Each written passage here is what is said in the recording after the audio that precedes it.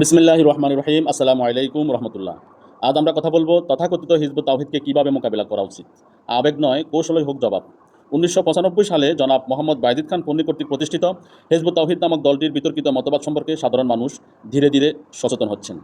বাহ্যিকভাবে সংস্কারের আকর্ষণীয় স্লোগান ও গালভরা বক্তৃতার আড়ালে যে মতাদর্শিক অসঙ্গতি ও ভণ্ডামি লুকিয়ে রয়েছে, সময়ের সঙ্গে সঙ্গে সেগুলোও অনেকের কাছে দিবালোকের মতো স্পষ্ট হয়ে উঠছে। কিন্তু একটি প্রশ্ন থেকে যায়, তাদের মোকাবেলা কীভাবে করা উচিত? চিৎকার করে, গালাগালি করে, নাকি তাদের কৌশল বুঝে সেই কৌশলের জবাব দিয়েই? ফিতনার মোকাবিলা আবেগ দিয়ে নয়, প্রজ্ঞা দিয়ে। হিজবুত তাওহীদকে কার্যকরভাবে মোকাবিলা করতে হলে সর্বপ্রথম তাদের কর্মকৌশল, দাওয়াতি পদ্ধতি এবং প্রচারণার ধরন গভীরভাবে অনুধাবন করা জরুরি।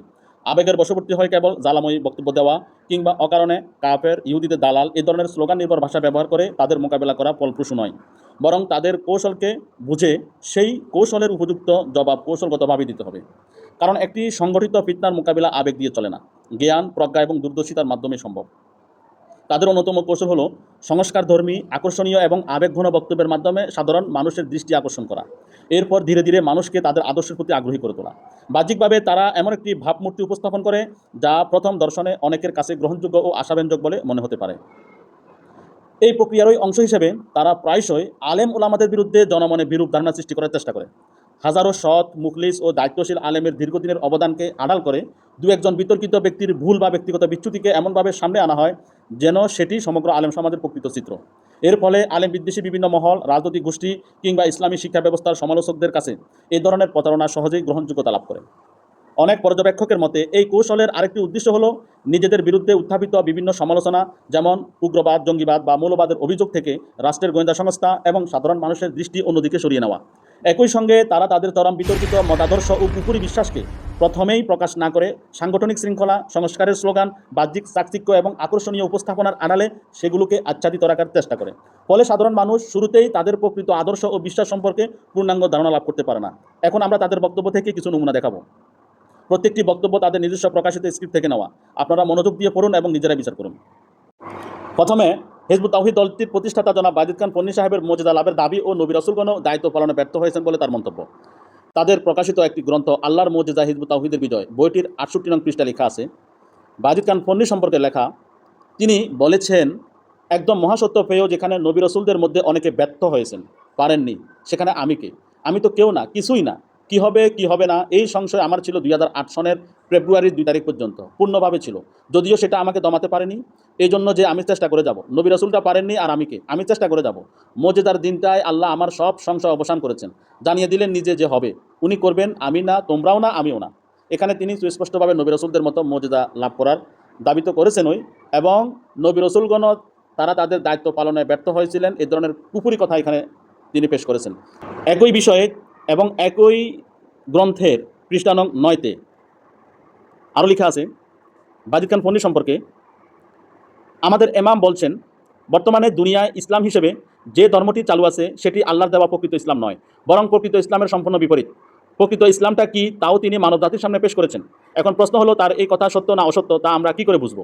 বর্তমানে চালু থাকা হাজার হাজার ইসলামী মতবাদের ভিড়ে তারটাই যে সত্য সে ব্যাপারে কি করে নিঃসন্দেহ হব? একমাত্র পথ, আল্লাহ যদি পূর্বের মতো কোনো মর্যাদা ঘটিয়ে জানিয়ে দেন, সেক্ষেত্রে আমরা তা বুঝতে পারবো।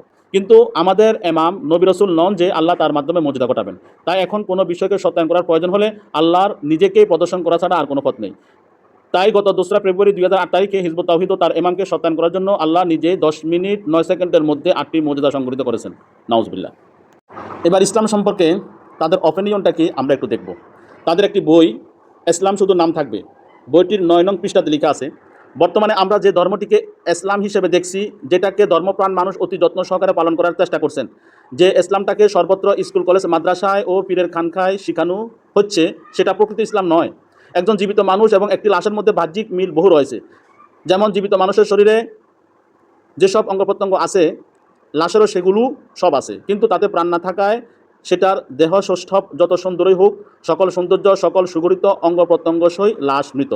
তেমনি আল্লাহ যে ইসলাম দিয়ে তার শেষ রসুলকে পাঠিয়েছিলেন, আর আজ যেটা দুনিয়ায় চলছে, এই দুটির মধ্যে বাহ্যিক দিক থেকে যতই একরকম মনে হোক, এদের মধ্যে প্রকৃতপক্ষে ততটাই তফাৎ যতটা তফাৎ একটি জীবিত মানুষ আর লাশের মধ্যে, এমনকি তার চেয়েও বেশি। প্রিয় দর্শক শ্রোতা, যেখানে ইসলামকে অস্বীকার করা হলো এত সুস্পষ্টভাবে, সেখানে কিভাবে আমরা মুসলিম হয়েও হিজবুত তাওহীদের অনুসারীদেরকে যতক্ষণ না তারা বাজিদ খান ফন্নিকে পরিত্যাগ করে ইসলামের মূলধারায় ফিরে আসছে, ততক্ষণ কিভাবে তাদেরকে আমরা মুসলিম জাতির অন্তর্ভুক্ত হিসেবে স্বীকার করে নিতে পারি? তাদের আরেকটি বই, চলমান সংকট নিরসনে আদর্শিক লড়াই, বইটির 4 নম্বর পৃষ্ঠায় বর্তমান প্রচলিত ইসলাম ও ইসলামের শিক্ষাকে বিকৃত বলে প্রত্যাখ্যান করে লেখা হয়েছে, কিন্তু মরীচিকা যেমন তৃষিতকে তৃপ্ত করতে পারে না, আরও ক্লিষ্ট করে, তেমনি 1300 বছর ধরে বহুভাবে বিকৃত হওয়া ইসলাম ও অন্যান্য ধর্মগুলোও মানুষকে কেবল সুখ স্বপ্নে বিভোর করে প্রতারিতই করে এবং করবে। সেগুলো আর মানুষের ধর্ম নয়, কল্যাণের ধর্ম নয়, সেগুলো পুরোহিত, আলেম, পীর, রাজনৈতিক স্বার্থান্বেষী, ডানপন্থী, রক্ষণশীল আর উগ্রপন্থী জঙ্গিদের ধর্ম।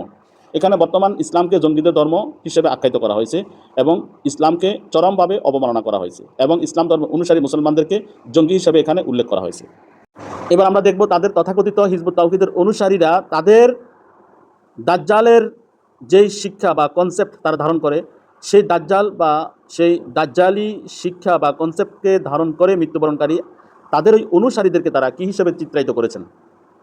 তাদের চলমান সংকট নিরসনে আদর্শিক লড়াই এই বইটির 13 নং পৃষ্ঠাতে লেখা আছে, হিজবুত তাওহীদের যারা দাজ্জালের বিরুদ্ধে সংগ্রাম করছে তাদেরকেও আল্লাহ 2 শহীদ হিসেবে কবুল করে নিয়েছেন, যার প্রমাণস্বরূপ তিনি একটি বিরাট মুজিজা হিজবুত তাওহীদকে দান করেছেন। তা হলো এই দাজ্জাল প্রতিরোধকারীরা অর্থাৎ হিজবুত তাওহীদের তথাকথিত এই দাজ্জালের যেই তাদের নিজস্ব শিক্ষা বা কনসেপ্টের ধারণকারী, তারা মৃত্যুবরণ করলে তাদের দেহ শক্ত ও শীতল হয়ে যায় না, জীবিত মানুষের ন্যায় নরম ও স্বাভাবিক থাকে।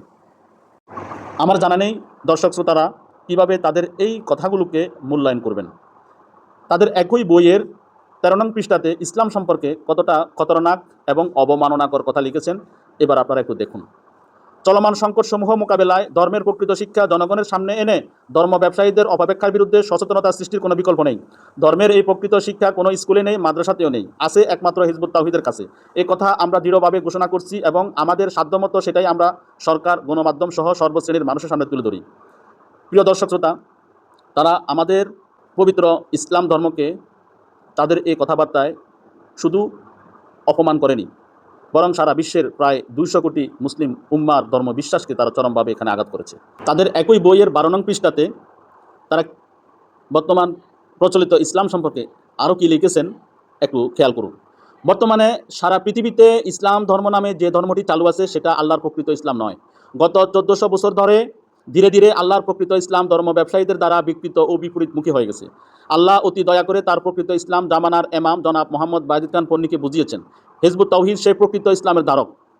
এখানে 1400 বছর ধরে ধীরে ধীরে যদি ইসলাম বিকৃত হয় এবং ধর্ম ব্যবসায়ীদের দ্বারাই বিকৃত হয়, তাহলে হিজবুত তাওহীদের অনুসারীদের নিকট আমাদের জিজ্ঞাসা, তাহলে তো আল্লাহ রসুল সাল্লাল্লাহু আলাইহি সাল্লামের সময়কার সাহাবায়ে কেরাম এবং তাদের পরবর্তী জেনারেশন তাবিন, তবে তাবিন এবং বিশিষ্ট প্রধান 4 ইমাম আবু হানিফা, ইমাম মালিক, ইমাম শাফি, ইমাম আহমদ ইবনে হাম্বল রাহিমাহুমুল্লাহ এবং ইমাম বুখারী, ইমাম মুসলিম, ইমাম আবু দাউদ, ইমাম তিরমিজি, ইমাম নাসাই, ইমাম ইবনে মাজাহ সহ অসংখ্য হাদিসের গ্রন্থকার, তারা কি সকলেই ধর্ম ব্যবসায়ী ছিলেন?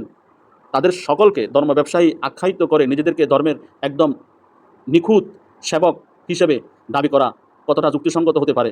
সাধারণ দর্শক শ্রোতাগণ বিষয়টি অবশ্যই ভেবে দেখবেন। অতএব তাদের বক্তব্য, বিশ্বাস ও মতাদর্শকে আবেগের পরিবর্তে তথ্য, দলিল এবং যুক্তির আলোকে বিশ্লেষণ করে সাধারণ মানুষের সামনে মার্জিত, প্রাঞ্জল ও প্রমাণ নির্ভর ভাষায় উপস্থাপন করা প্রয়োজন। মানুষ যখন তাদের দাবির সঙ্গে বাস্তবতা এবং তাদের মূল বিশ্বাসের তুলনামূলক মূল্যায়ন করার সুযোগ পাবে, তখন সত্য নিজে স্পষ্ট হয়ে উঠবে।